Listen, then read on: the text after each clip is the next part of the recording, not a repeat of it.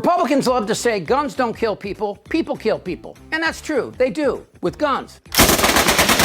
When Republicans talk about the Second Amendment, they get themselves a little stiffy. For them, it's like Moses brought a Glock down from the mount. And of course, they reconcile the more than 40,000 gun deaths annually to bad guys with guns and make the case that violence would go away if we just had more guns. But if you're keeping score, the U.S. already has over 300 million guns, and yet people keep getting shot. What would you do differently, though? You see what the Biden administration, are you sending in the National Guard? Are you mobilizing the business? Are you going to change the education system? Day one, if there's a Donald Trump presidency, what would you do in Chicago? First of all, I know the people in Chicago. I know the police because I built the building there. I spent a lot of time building it. It's a great building, a really great building. And what happened is I got to know a lot of people, including the police. You have a great police force in Chicago, just like you do in New York, just like you do in Los Angeles. You have great. They're not allowed to do their jobs. You've got to let the police do their jobs, number one. Number two, you have to do a policy of stop and frisk. When you see a guy coming down the street, and the police know every one of them. They know their middle name. They know where they live. They know every one of them, the local police, and they're great. You got to let them do their job. Stop and frisk and take their gun away. You've got to do it. If somebody has, because they have all these guns, it's very interesting. The toughest gun law, the toughest by far, in the whole United States is in Chicago. All right, a couple things. The 14th Amendment says you can't arrest people without probable cause, meaning you just can't stop people and frisk them. Or like they did in Arizona, stop them because they're brown and make them prove they ain't who you think they are. That violates both the 5th and the 14th Amendments, that pesky Constitution. But Fat Donnie, a grilled-to-the-core racist shit monkey, he doesn't care what you think because you're watching him on Fox, and that kind of makes you a racist turd. And welcome to Hannity, and tonight... See, this is the MAGA playbook to a T. Do you think Trump would support Florida police pulling over white people in West Palm Beach and frisking them because they drove this? Would you rather have 4 years of Donald Trump as a dictator or 4 years of President Biden reelected? You don't have to like the words that come out of the man's mouth. Grab him by the pussy? Of course not. But Trump knows his audience, and they're 100% okay with cops saying that if you're black and live in the city, or anywhere really, cops have a right to frisk you. Remember these guys? Trump supported them while they aimed at peaceful demonstrators walking down the street. The Second Amendment of the Constitution states that a well-regulated militia, being necessary for the security of a free state, the right of the people to keep and bear arms shall not be infringed. Hear, hear. Yes. Okay, this is how Republicans view the Second Amendment's inception, with a bunch of revolutionaries protecting their guns. But that's BS. In 1786, Boston banned the storage of loaded firearms in homes, and the Founding Fathers supported gun laws, including registration and loyalty oaths. And back then, it took a minute to load a musket. Today, an AR-15 can kill 100 people in that same minute. And as the parents at Columbine, Sandy Hook, Parkland, and unfortunately many others will tell you, these weapons kill, and they kill quickly. And for the record, who's doing these mass killings in schools? Well, it ain't gangbangers in Chicago. It's young white boys, like the one that clipped Fat Donnie's earlobe. This is the MAGA message. Only white people should have guns because, well, they're white people. And Trump knows how to fire them up. Hillary wants to essentially abolish the Second Amendment. By the way, and if she gets to pick her judges, nothing you can do, folks. Although the Second Amendment people, maybe there is, I don't know. Okay, that's Tiny Fingers encouraging his Second Amendment crowd to shoot Hillary Clinton. And that's just a slice of his coarse and brutal racism. But back to stop and frisk. Is it legal? A federal judge ruled this week that the stop and frisk tactics of New York City's police are unconstitutional, drawing a stiff rebuke from Mayor Bloomberg, qualified support from the Democrats out to replace him. So is it smart crime fighting or racial profiling?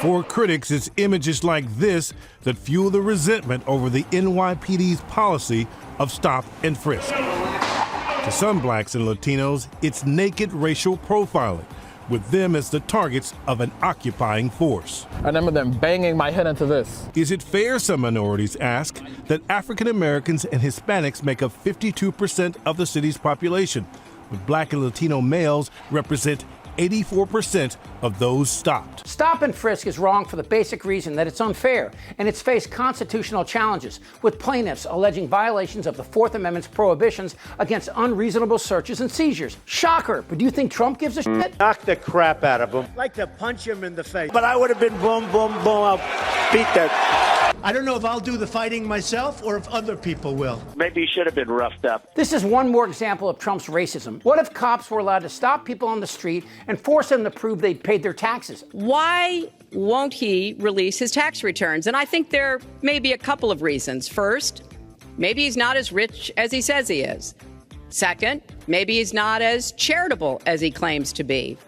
Third, we don't know all of his business dealings, but we have been told through investigative reporting that he owes about $650 million to Wall Street and foreign banks. I don't think Fat Donnie would like that. Or how about cops knocking on doors in the suburbs and having white men prove they don't beat their wives? Or pulling over people in red cars because they're more likely to speed and get in an accident. This is where Trump's headed, and he doesn't care what you think. I don't care about you. I just want your vote. I don't care. Let them call you racist. Let them call you xenophobe. Let them call you nativist. Wear it as a badge of honor, because every day we get stronger and they get weaker. Now that guy is a lunatic whose homeless look is unfair to homeless people, but he's a rock star in Trump's world. Compare him to Tim Walz. Tim Walz, believe it or not, was one of the NRA's favorite politicians for years. Seriously. I know guns as well as anyone. I'm a veteran and I'm a hunter. And for many years, I was one of the best shots in Congress, and I got the dang trophies to prove it. From 2010 to 2016, Walz was a moderate House member with an A rating from the NRA, but in 2018, the org dropped him to an F. His turning point was 2017, when the Las Vegas shooting left 60 dead. 2 days after the attack, Walz shifted his stance and announced that he would support background checks and oppose concealed carry and silencers. He also turned around and donated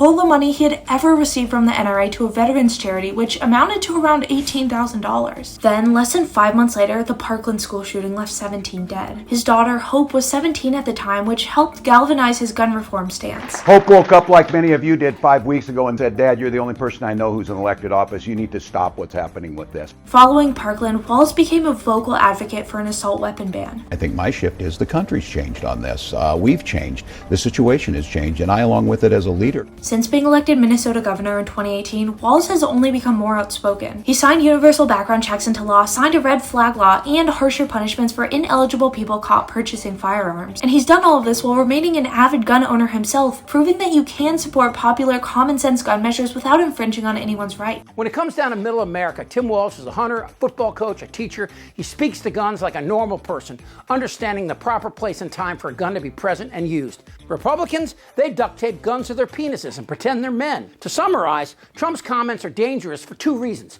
His base is mostly dim-witted, wannabe tough guys who still have those big satellite dishes behind their trailers, and Trump is encouraging them now to hate black and brown people. So when I return to the White House, we will stop the plunder, rape, slaughter, and destruction of our American suburbs, our cities and towns. And I think that women living in the suburbs, I keep hearing about the suburban woman doesn't like Trump. Well, I think it's a fake poll, because why would they like me? I keep the suburbs safe.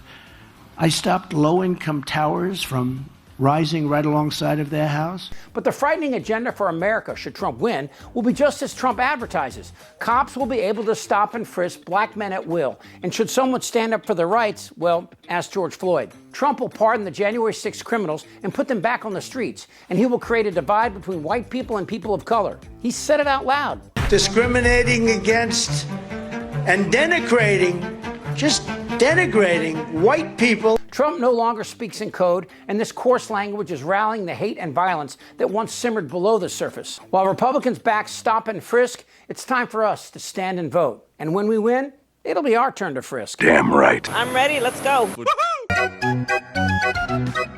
This isn't their Republican Party anymore. Trust me. Shut the fuck up, Donnie. Who's with me? Oh, yeah, the lie. Indictable. Out of sheer morbid curiosity, I'm allowing this freak show to continue. I don't want to talk about this stuff. Am I wrong? Damn right. You're in a lot of trouble, Donnie. I think he's crazy. I'm Chip Franklin.